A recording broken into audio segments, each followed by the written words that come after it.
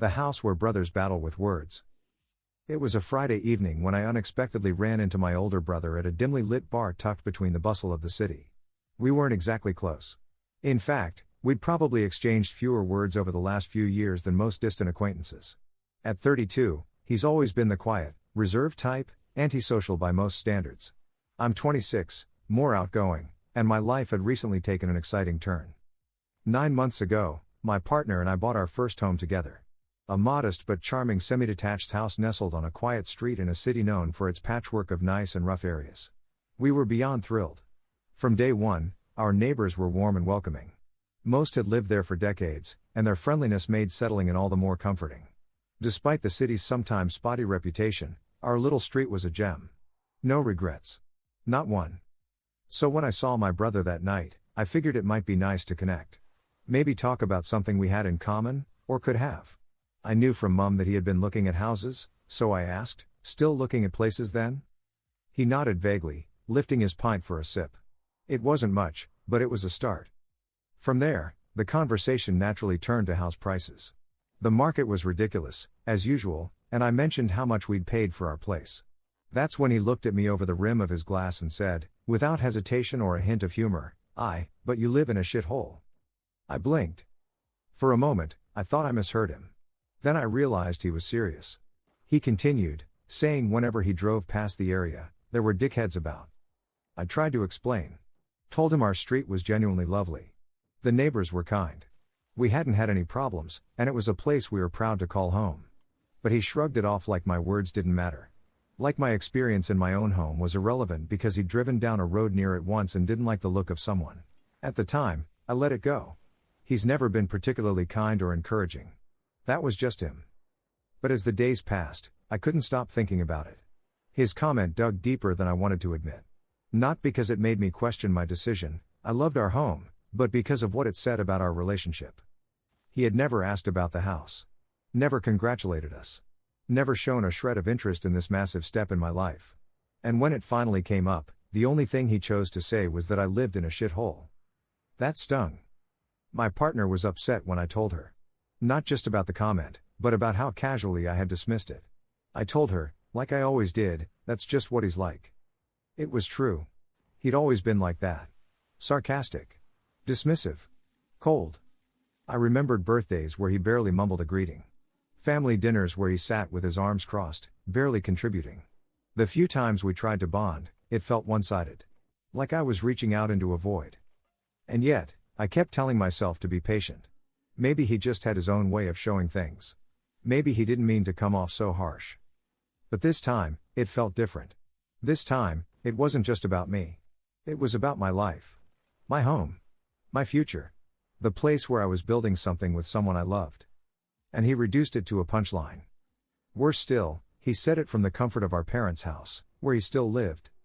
Not that there's anything wrong with that. Everyone has their path. But it felt hypocritical. Like someone who refused to leave the shallow end of the pool criticizing you for swimming in the deep. I found myself replaying our conversation over and over.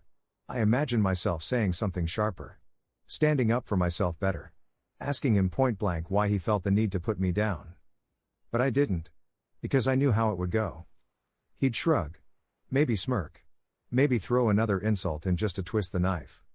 And I'd be left explaining again, to myself or my partner, that that's just what he's like.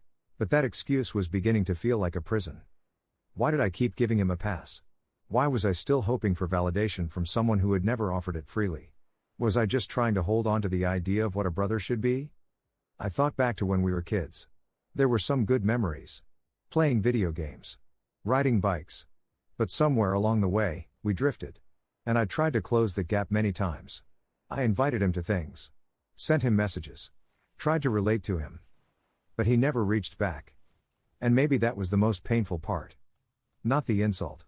Not the judgment. But the indifference. So I decided to stop waiting. I didn't need his approval to feel proud of my home. I didn't need his encouragement to know that we'd made a good choice. Our home was warm and filled with love, laughter, and plans for the future. Our neighbors waved when we walked by. We shared tea in the garden on sunny afternoons. We decorated the hallway ourselves. We built something real. And if he couldn't see that, that was on him. Maybe one day he'll get his own place and understand what it means. Maybe not. But I won't let his bitterness infect something that brings me joy. I won't let a throwaway comment from someone who never really tried to know me define my happiness. So the next time someone asks about my brother, I won't sigh and say, "That's just what he's like." I'll say, "We're different people. I'm building something good. And I hope one day he finds something that makes him just as proud." And I'll mean it. The kettle's sharp whistle sliced through the early morning hush. Steam curled above the pristine white mug perched on the counter, its handle still warm beneath your fingers. Sunlight seeped through the kitchen blinds, illuminating crumbs of last night's toast. You lifted the mug, felt its heaviness, a familiar weight that grounded you despite the whirlwind of thoughts spinning in your mind. You were replaying your brother's words. Shithole. Dickhead's about. He'd never asked to visit, never shown curiosity, just dismissed everything you'd built. Again. The moment you stepped outside later, you realized how worn the street looked in daylight. The pavement bones creaked, a thin breeze lifted loose leaves. Mrs. Patel tended her front garden across the road. The gentle chime of newly hung wind bells danced through the air, offering a quiet reassurance. You closed your eyes, drawing the scent of damp earth and jasmine into your chest. Everything felt familiar. Everything felt yours. Back inside, you placed a sticky note on the fridge. "Hey. Saw you last night. Call me?" Your heart hammered in your throat, palm sweaty against the paper. You hovered, how do you ask someone who doesn't care? But you wanted closure. And maybe, connection. The text from Mum lit up your phone. "How are your new chairs looking?" Another gentle nudge from home. "Welcome, proud, present." You typed back, "They are perfect, thanks," but when you paused before adding "wish you'd seen them," it felt like trying to pour water uphill. You sat at the small kitchen table, legs stretched under the table's wooden warmth. Steam from your coffee lifted in lazy spirals. Each inhalation burned, a mix of bitterness and comfort. Was this pride or defiance? Exhaustion of hoping? Your phone lay face down. You squeezed your eyes shut, pressing fingertips to temples. A headache pulsed as if he'd carved that cut in your confidence. But then, resolve. You drained the mug, the warmth turning to determination.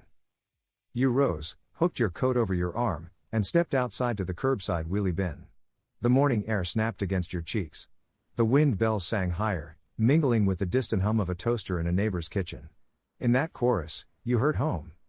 When you returned, you opened the fridge, browsing its contents: milk, half a wilted basil plant, 3 magnets, one from the solicitor, one from your first garden fair, and a cartoon cat winking. Tiny reminders of milestones earned and moments lived. You pulled your phone back from its face-down silence. Your thumb hovered over his contact. Not to argue. Not to defend. Just to reach out enough to leave the door open. "Hey, it's me. Just wanted to say, we're happy here. And if you ever fancy popping round, just say." Your thumb trembled. No takebacks once sent. You hit send, heart drumming. The phone dinged, an incoming call. The screen flashed his name. You closed your eyes, feeling morning sunlight on your face and the weight of this moment. "Hello?" The sky was a pale wash of gray when the call came. I'd been standing in the kitchen, half absorbed in the fragrant smell of Earl Grey steeping, the steam curling in lazy spirals above the mug. At 6:45 a.m., the world felt suspended, birdsong muffled by the curtains, the kettle's hum the only clear sound. My phone vibrated across the wooden countertop, rattling a fork against a china plate. I brushed crumbs from toast away from the screen and lifted the handset with trembling fingers. My heart felt pinched, constricted, as I registered his name lighting up the screen. Then his voice, hushed, cautious, softer than I'd expected. "Hello?" he said. My breath caught somewhere in my chest. I steadied myself with the warmth of my mug, the bark of teakwood anchoring me. "Hey," I said, voice nearly cracking. "Thanks for calling." A pause. The kitchen was quiet again, save for dust motes dancing in thin beams of dawn light. I waited, inhaling the faint sour of damp toast and the crisp morning cold slipping through a gap in the window frame. I was thinking," he murmured, voice clipped with embarrassment. "You want me to come round?" Relief and nerves tangled inside me like vines. "If you want," I murmured back, surprised at how soft I managed to sound. The words felt vulnerable, small against months of tension. The line crackled, then, "Okay. I'll think about it." He hung up before I could muster another syllable. The silence that followed rolled across my heart like distant waves. I set the mug down on the cooled kitchen table and stepped outside. The morning air pinched my cheeks, alive with dew drenching the lavender and mint we'd planted last summer. The soft snap of twig underfoot pulled me deeper into the backyard. Moss-clung stones glistened with moisture, the garden sent a mix of sharp herb and damp soil. Lavender shook out tiny droplets, each one catching the faint light like blown glass jewelry. Beyond, a web strung between stems held bead after bead of dew, like someone had paused there to string them overnight. I closed my eyes and let the scent wash over me, a quiet reminder, this place was mine. It was warm and real and rooted. Beneath the hum of distant lawnmowers and early morning traffic, I felt each inhale steady me. Even if he never came, this home existed. I turned slowly, fingertips grazing the rough grain of a bench we'd built ourselves, the timber worn smooth from months of use. My partner stepped into the yard then, towel draped over her shoulder, eyes drawn to my posture. She didn't speak, but her presence pressed firmly beside me. I leaned into her, palms brushing the cool bench. Back inside, the kitchen smelled of citrus zest, lemons left over from making pancakes, and something sweet under the tang of coffee that had gone to cold. My partner wrapped her arms around my waist, voice gentle, "He called?" There was hope in her tone, but also a patience that steadied me. I nodded, tracing the rim of the mug where steam no longer hovered. "He called. He said he'd think about visiting." Her fingers pressed once into my side, and she drew a shallow breath. "That's progress," she said. I let the words settle, listening to the clock's tick, slow and purposeful. The kitchen's tiled floor underfoot offered solidity. A memory rose. Years ago, when I'd taken my first solo job interview, I kept replaying my brother's neutral looks during childhood milestones, hardly a cheer, but never a jeer either. I thought about how different we'd become. I married, bought the house, he'd stayed home, distant. And still, he hesitated to cross this threshold. By Sunday afternoon, the storm arrived. Rain hissed against the glass panes of the sunroom where I'd set the table, a lace cloth over aged pine, bone-white porcelain teacups perched atop saucers, the teapot rounding out the scene with its flowered spout. A low vase of roses, garden pink, half-blown, gathered steam as the kettle hissed. Outside, raindrops fell in soft, circular patterns, drumming in a song that felt like a heartbeat. Tiny droplets rolled down the glass, tracing slender rivulets until they pooled at the sill. Weak sunlight filtered through, throwing rippling gray reflections onto the floor. At 3:15 p.m., my partner put a gentle hand on my arm just as the knock came. My chest thudded like a war drum. She slid aside with quiet grace and I opened the door. He stood there, water beading on his coat, hood half raising and falling back with hesitation. He looked small, uncertain, clothes dripping, expression unreadable between guilt and defiance. I swallowed, tried to muster warmth despite my chest feeling lodged with expectant nerves. "Come in," I offered. His coat dripped onto the mat, water spreading into the woven fibers, darkening the curly ends. Inside, the aroma of wet jacket mingled with bergamot tea and soft sweetness drifting from cupcake crumbs left behind. He stepped forward, eyes flicking over the table, roses, steaming teapot, window splashes. The room felt alive, safe. Yet I sensed how new it all must feel to him. I poured the tea, steam spiraling between us. My hand shook just slightly. I handed him a cup, his fingers brushed mine in that moment. I didn't pull back. The warmth of touch lingered. He raised the cup to his lips and sipped. I watched his face as the taste registered, something tender shifted. After a long moment, he set the cup down, eyes resting on mine. "It's nice," he said softly. The word cracked open centuries of distance. Heat flickered across my chest. "I'm glad," I whispered. The word felt heavy with relief and longing. I pulled in a breath. The patter of rain grew louder, a soft drum outside the walls. Tears tickled my lids, I blinked them away. "Scones?" I asked, gesturing toward the plate. He nodded.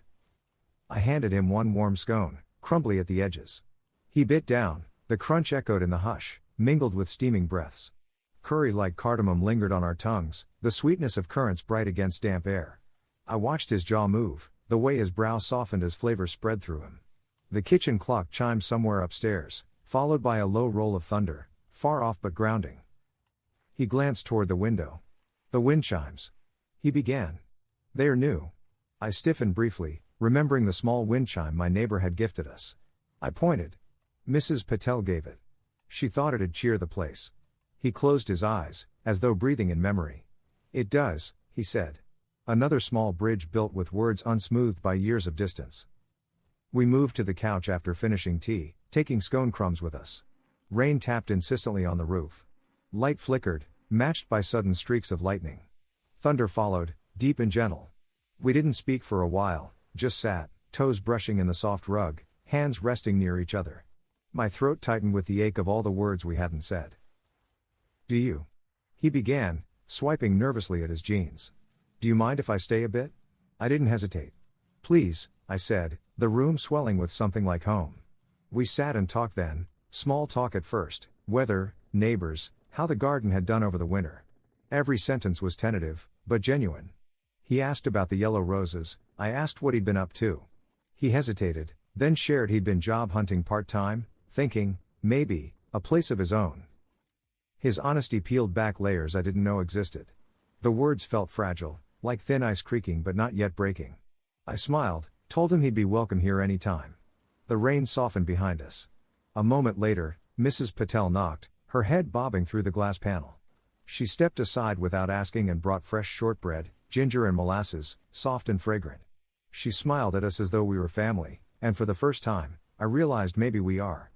The door closed behind her. She didn't pry, just left us the biscuits and her quiet blessing. My brother brushed crumbs from his lap, wiped his hands on a napkin. We continued talking, about Dad's old truck, Mum's roses in their garden, the childhood bike trail we both remembered. It felt surreal, words falling slow, gentle petals in the hush away from anger and distance. Lightning struck nearby, sharp and unexpected, drawing our eyes upward. Thunder rumbled again. The house shuddered. He reached forward and touched my arm, not holding it, just resting there. A small affirmation. My breath caught. I half smiled without meaning to, relief, a beginning, held fast by that gesture. By the time the rain slowed to a whisper and the clouds parted to reveal pale afternoon sun, we'd planned next weekend, a walk in the park, tea again, maybe Dad's sandwiches and Mum's home-baked cake. He said he'd look at houses again, maybe with me, maybe alone. I nodded, touched by the progress, fragile and steady. The door shut on his leaving. I heard the click linger until he was out of sight. I stood in the doorway, the air smelled of wet earth and sun-warmed wood. The lavender brushed my ankles, its scent delicate and hopeful. I closed the door, breathing in quiet design, home, rain-washed, alive with possibility. Behind me, the echo of teacups clinking, rain fading, and first soft footsteps toward reconnection. The morning after our tea felt different, subtle yet profound, like waking to find dawn painted in new hues. I woke to the soft patter of residual rain tapping on the skylight, each drop sounding like distant memory breaking free of silence.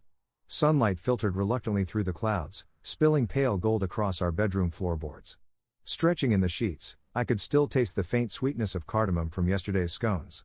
That aroma lingered like a promise, a reminder that a small opening had begun to form between me and my brother.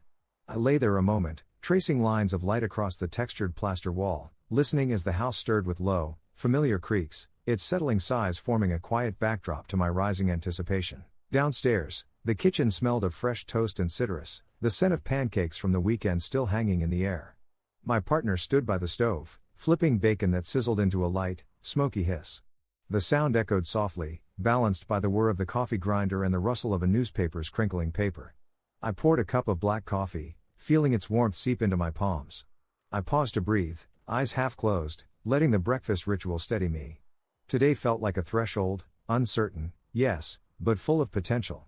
As I looked out toward the backyard, the lavender and mint herbs nodded in the breeze, dewy leaves catching what little light the overcast sky offered.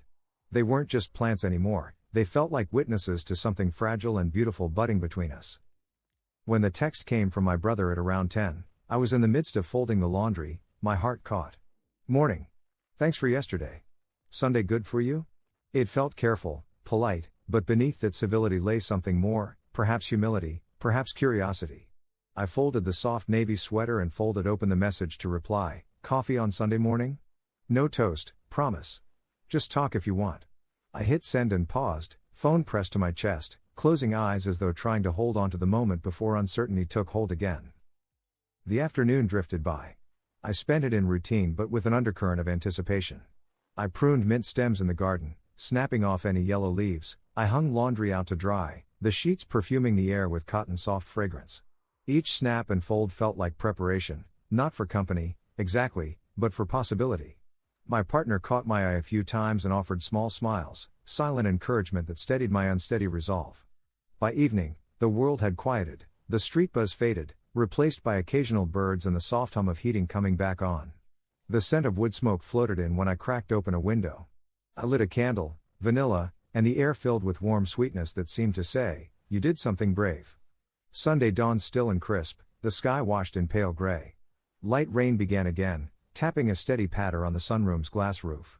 I arranged the table once more, matching teacups, fresh milk jugs, honey pot with small dipper, and a plate of plain buttery scones, simple, unadorned, honest. A small vase held a single lavender sprig, pale purple against the white cloth. Dinner had felt formal, this was different. This was comfort.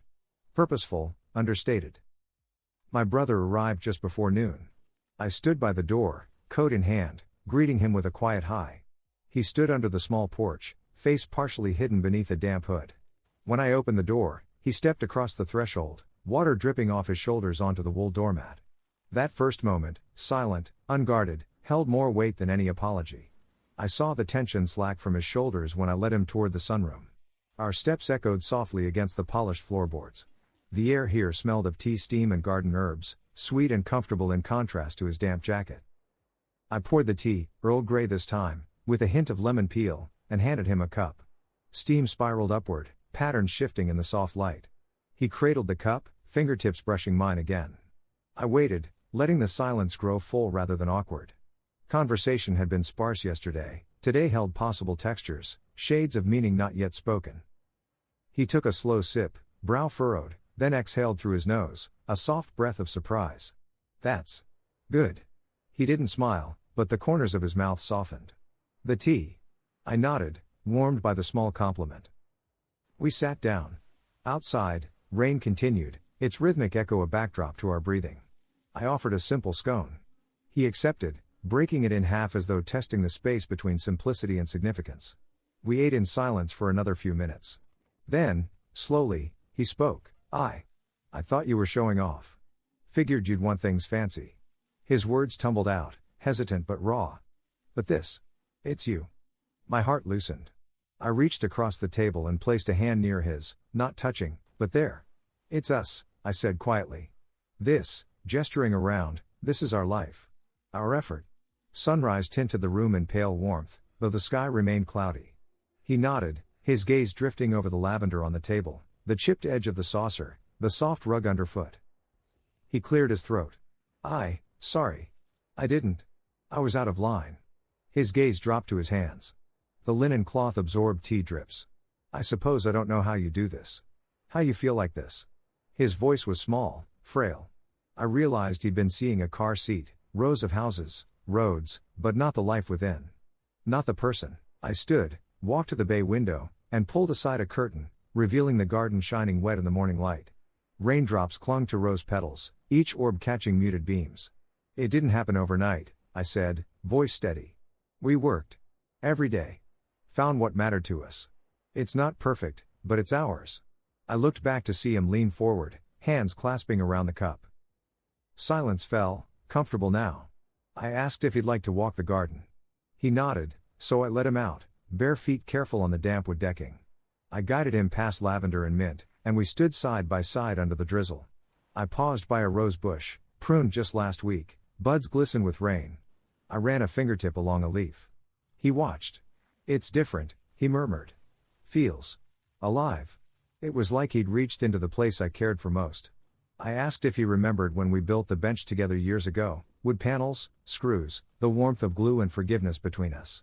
He smiled, a brief flicker, but it was enough. We returned inside, shoes left by the back door. He sat again, looking warmer now, inside and out. We talked, quietly, about small things, future plans, mutual worries, Mum's roses, Dad's old truck. As we spoke, words wove bridges across space between us. We discovered shared humor again, an old childhood joke about Dad's burnt toast. He laughed, soft and unexpected. The sound felt like thawing spring. An hour later, my partner re-entered with tray of leftover pancakes and hot cocoa for him. I watched his skeptical expression shift as the cocoa's sweet warmth spread across his lips. He met my eyes, and I nodded. "We're family," I said simply. It wasn't dramatic. It wasn't loud. But beneath the unsaid lay reconnection, brother to brother, grown and healing. He stood to leave nearly 3 hours after arriving, rain now gone, but puddles dotted the path. I closed the door behind him and leaned against it for a moment. The house felt full, quiet, alive. I breathed deep, wood smoke, chocolate, tea, rain, all woven into the walls. I walked to the sunroom, touching the table, the scone plate, lavender sprig still fresh, and realized this, right now, was as precious as any milestone. In the living room, I sank into the couch, hands folded, haze of afternoon light soft around me. Our laughter, slow conversation, an offering of small comforts replayed gently in my mind. He'd said, "Thank you" before leaving, voice steady, as meeting mine. The word glowed in the quiet room, more radiant than any apology. We'd crossed into new territory, not best friends, not perfect brothers, but something real. Something earned. Outside, clouds parted, and a thin ray of sun struck the wind chime. It sang, a soft, silver note ringing through the air. I closed my eyes and listened. A chord between us had been struck, subtle and enduring. I chose not to rush its echo. Instead, I breathed it in, letting the moment hum.